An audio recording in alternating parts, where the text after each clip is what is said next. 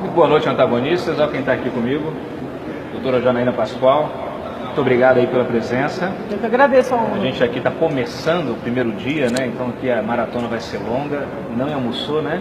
Não. O pessoal aqui, tá até os funcionários aqui do Senado querendo arrumar uma comidinha aqui para a doutora É que Janaína. na correria não tem fome. Eu como muito antes e depois. Olha, ela aqui passa pelos corredores, é parada a todo momento, abraçada. Então esse é o clima aqui da turma, aqui dos servidores, pessoal aqui da casa, em função justamente do exemplo que a doutora Janaína aqui se transformou nesse processo de impeachment. Bom, vamos parar de fazer aqui esse elogio e vamos falar de coisas objetivas, né? A gente hoje, logo nessa primeira sessão, né, doutora Janaína, a gente teve esse problema, vamos dizer assim, do questionamento, né, que levou ao presidente Ricardo Lewandowski a transformar o Júlio Marcelo de testemunha à condição de informante. Então, primeiro eu gostaria que o senhor explicasse para os nossos leitores o que isso representa, quer dizer, mudando essa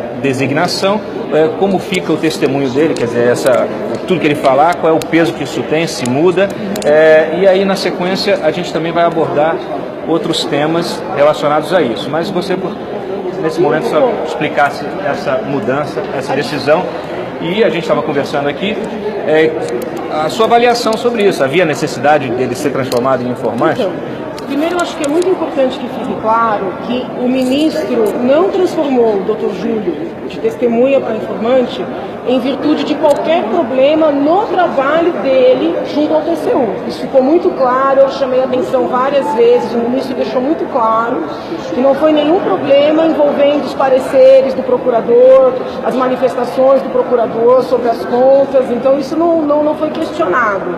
Ele entendeu que o Dr. Júlio seria suspeito porque o Dr. Júlio fez uma pequena manifestação no seu Facebook, dizendo que estava feliz, que as pessoas estavam mais maduras, né, cobrando respeito à responsabilidade fiscal.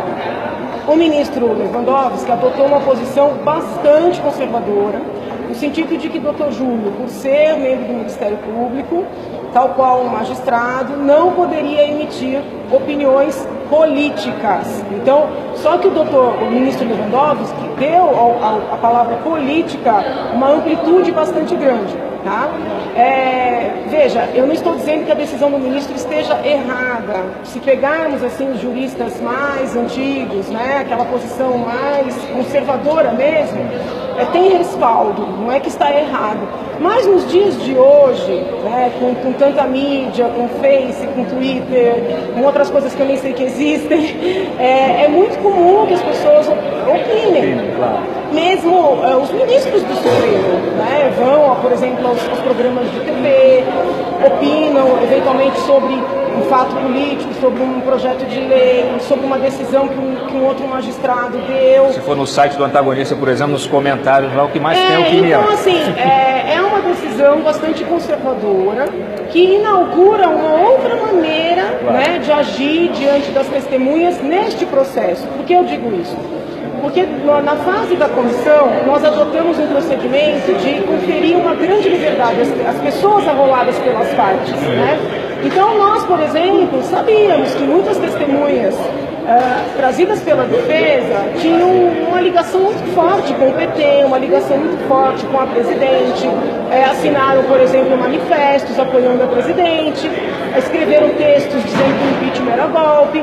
E nós, numa decisão assim de manter uma urbanidade, nós não alegamos nada disso. Claro. Agora, com o início desse julgamento, né, com essa inauguração, digamos assim, de um viés mais rígido no que diz respeito à legislação, nós nos sentimos legitimados a levantar tudo isso com relação às demais testemunhas. E faremos isso. Se a nova régua, né, para medir isso... Entendeu? Né, então, assim, eu não estou criticando, estou só constatando que é uma posição bastante conservadora que nós vamos solicitar seja também aplicada com relação às testemunhas de defesa. E aí, nesse caso, das testemunhas de defesa da Dilma, a gente trouxe com exclusividade, inclusive, algumas informações bastante mais graves, né, bem mais graves do que simplesmente manifestações de Facebook, de Twitter, etc. pelo menos duas testemunhas, a gente está falando do Dr. Ricardo Lodge, que tem procuração de Dilma para atuar em processo no TCU. Né? E a ex-secretária do Orçamento, a Esther Dweck, a gente descobriu que ela foi nomeada a um cargo de confiança no gabinete da Gleisi.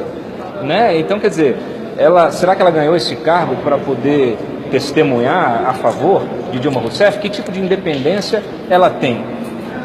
Com relação ao professor Lodge, o fato dele ser advogado da presidente, dele ter dado parecer, dele ter inclusive funcionado como assistente técnico, realmente já tira do professor a imparcialidade. Então eu entendo que ele não pode depor como testemunha. Dentro desse novo ambiente, vamos dizer assim.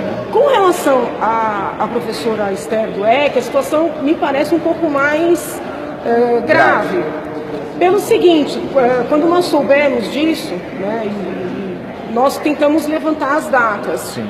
A professora prestou seu depoimento à comissão do impeachment, que foi agora, sim, no dia 23 de junho. Se vocês pegarem os arquivos, ela foi uma das mais contundentes, né, bem firme mesmo. Ela foi nomeada no dia 17 de agosto. E o depoimento dela, agora, no julgamento, está marcado para amanhã.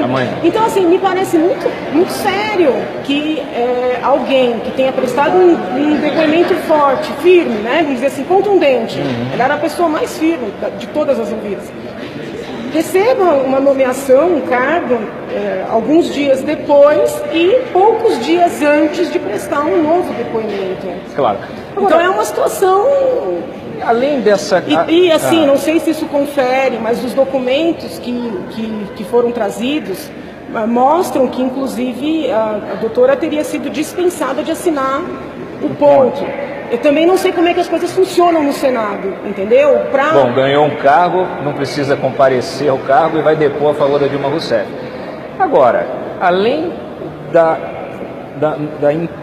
parcialidade dela, quer dizer, além de se configurar uma situação absolutamente incompatível, né, com esse julgamento, e que ela realmente tenha que ser afastada como testemunha. Do ponto de vista da Gleisi, como senadora, o fato dela ter oferecido esse cargo a ela no seu gabinete, isso configura o quê, doutora? Olha, eu não posso afirmar categoricamente que configure alguma coisa, porque pode ter sido uma coincidência, né?